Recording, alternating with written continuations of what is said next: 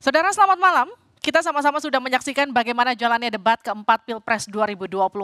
Ketiga calon wakil presiden sudah memaparkan visi misi hingga beradu gagasan dalam tema debat pembangunan, berkelanjutan dan lingkungan hidup, sumber daya alam, energi, pangan, agraria, serta masyarakat adat dan desa.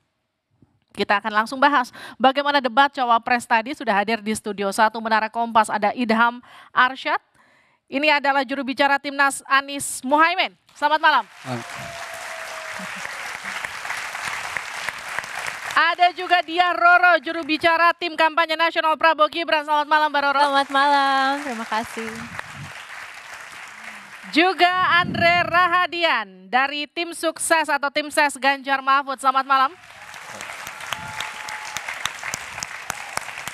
Kita juga kehadiran panelis pada malam hari ini, Fahmi Radi, pengamat ekonomi energi Universitas Gadjah Mada. Selamat malam. Malam. Oh, UGM.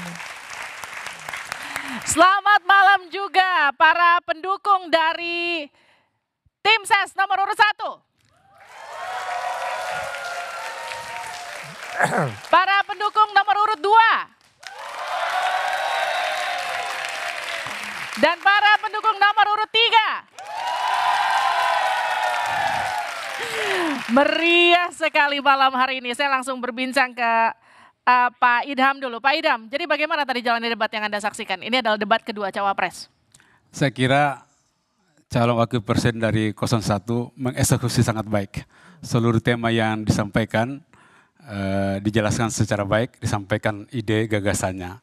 Nah yang paling penting sebenarnya kita lihat bahwa ada inti pokok yang selalu ditegaskan oleh Pak Muhaimin adalah keberpihakan. Karena seluruh tema yang kita bahas di sini itu berkaitan tentang hidup hajat orang banyak. Jadi tema mengenai pengelolaan sumber daya alam, lingkungan, pangan, desa dan agraria. Kalau kita pras itu berkaitan tentang kehidupan manusia, kehidupan umat manusia, dan itu sebenarnya muaranya ke pasal 33 ayat 3 Undang-Undang 45. Dan itu ditegaskan secara tegas oleh Pak Muhaimin bahwa ini nggak bisa dikelola secara serampangan. Harus berpihak, harus melibatkan masyarakat, harus mengajak dialog sama masyarakat adat. Kalau tidak, maka kita akan menyaksikan apa? Kerusakan lingkungan, kita akan menyaksikan konflik agraria. Nah itu sering banget kita lihat kejadian-kejadian akhir ini. Yang paling tegas disampaikan adalah kasus Rempang. Rempang itu satu contoh bahwa di mana pembangunan strategis nasional itu kemudian tidak melibatkan masyarakat lokal sehingga berbuah kepada sengketa. Baik. Mbak Roro, lalu bagaimana dengan jalannya debat kalau menurut kacamata Anda dari Cawapres nomor urut 2?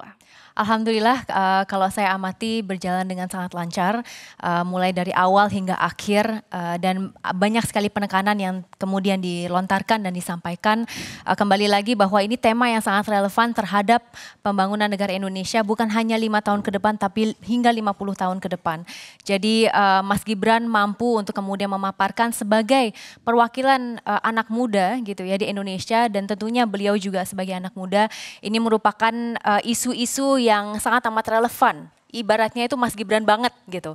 Dan alhamdulillah tadi mulai dengan bagaimana hilirisasi di lintas sektor gitu ya, bukan hanya di sektor energi saja.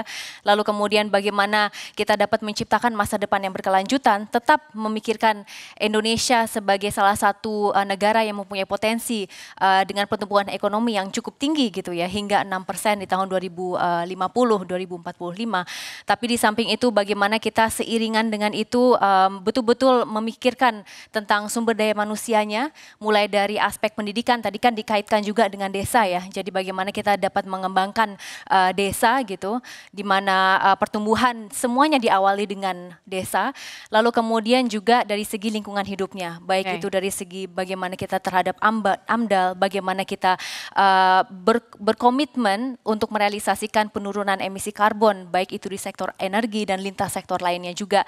Jadi saya sangat bahagia gitu ya dengan tadi hasilnya, dan mudah-mudahan pada intinya kita bisa merealisasikan masa depan yang berkelanjutan tersebut. Baik.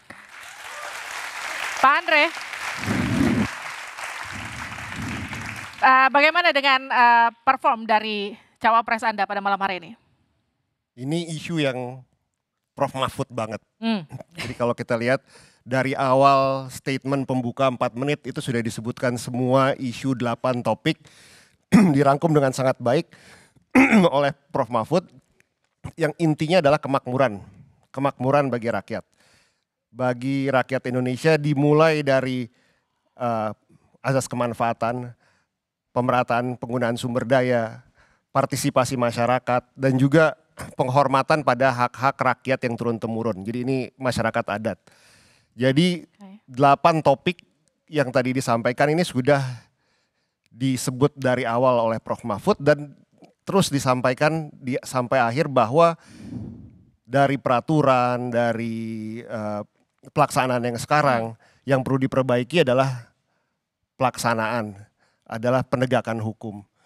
Bahwa 8 topik ini intinya harus memberikan kemakmuran kepada masyarakat Indonesia. Dan itu yang dibahas satu persatu secara runtut, menjawab pertanyaan yang disampaikan.